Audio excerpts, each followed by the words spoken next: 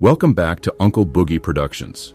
Today, we're diving headfirst into one of the most brutal and relentless military campaigns in history, Genghis Khan's conquest of the Jin Dynasty from 1211 to 1215.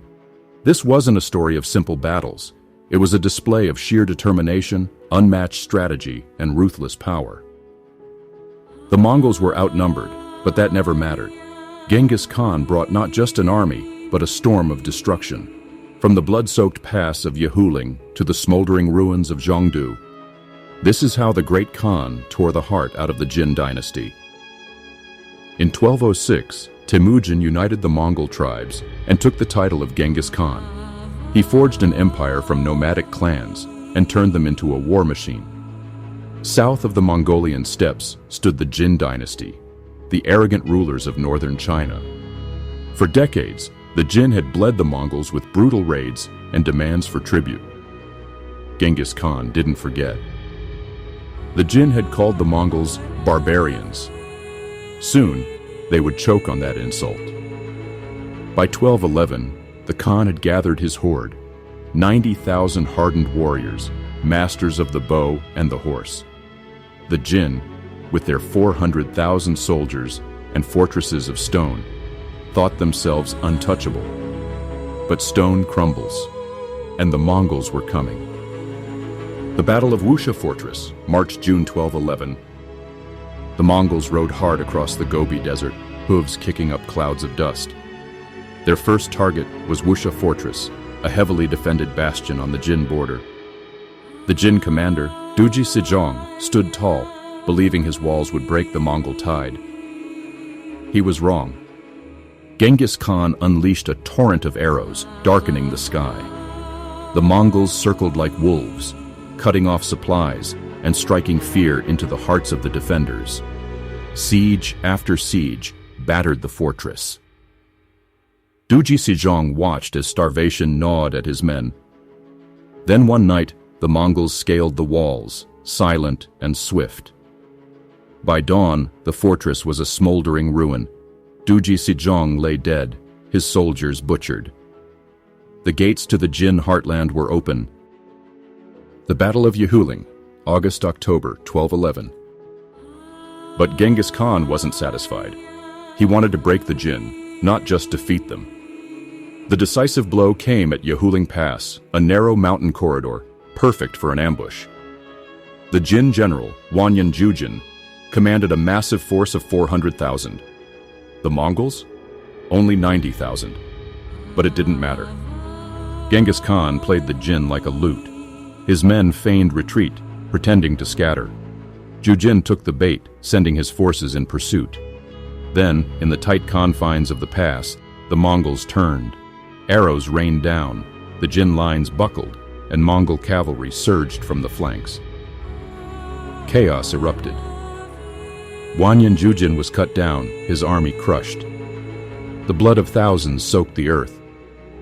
The Jin's pride was shattered. The fall of Huahi Fortress, October 1211. Fresh from Yahuling, the Mongols moved on Huahi Fortress, commanded by Wanyan Chengyu. Here, Genghis unleashed not just his cavalry, but siege engines crafted by defected Jin engineers. Stones hammered the walls, fire engulfed the towers. The Jin defenders fought with desperate resolve, but the Mongols choked their supplies and drained their will. One night, Wanyan Chengyu fled the fortress under the cover of darkness. Abandoning his men, he left Huahi to its fate. When the Mongols breached the gates, there was no mercy. Blood ran through the streets. Another fortress had fallen, another nail in the Jin's coffin. The Conquest of Manuria, 1212. But Genghis wasn't just a warrior, he was a strategist. He knew the Jin's eastern territories in Manchuria were vulnerable.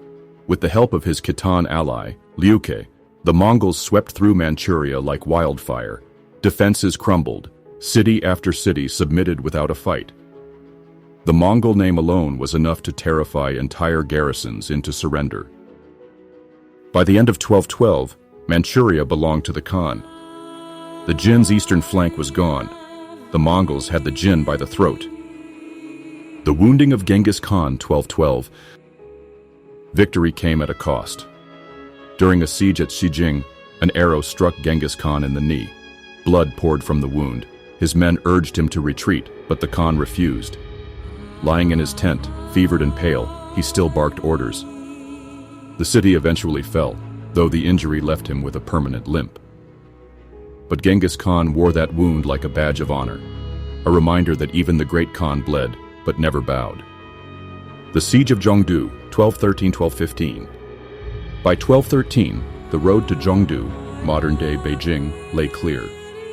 This was the heart of the Jin Dynasty, a massive city with towering walls and tens of thousands of defenders.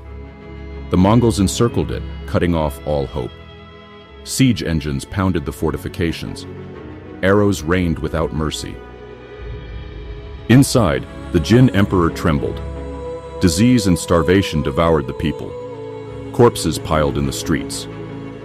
Yet Genghis Khan waited, like a vulture. In 1214, the Jin offered tribute, including gold, silk, and a princess.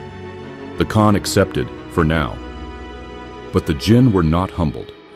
They fled, moving their capital south to Kaifeng, thinking they had escaped the Mongol wrath. They were wrong. To Genghis, their retreat was a declaration of defiance. He returned in 1215, determined to finish what he started. The Fall of Jongdu.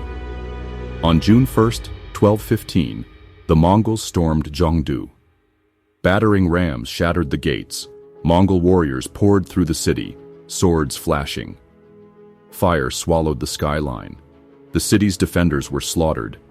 The once proud capital was reduced to ash. Genghis Khan stood amidst the wreckage, his victory absolute. Aftermath and legacy. The Jin Dynasty had been crippled. Though they lingered for a few more years, their fate was sealed. In 1234, the dynasty collapsed under the weight of Mongol and Song forces. The conquest of northern China was a testament to Genghis Khan's ruthless ambition and unmatched strategy. This wasn't just a war, it was a reckoning. The Mongols didn't just conquer, they dominated. And the echoes of that domination shaped the course of history. That's it for today's dive into the wrath of the Great Khan. If you're hungry for more stories of conquest and chaos, hit that subscribe button and stay tuned for the next chapter of history's most brutal battles. Until then, keep your swords sharp and your curiosity sharper. This has been Uncle Boogie Productions.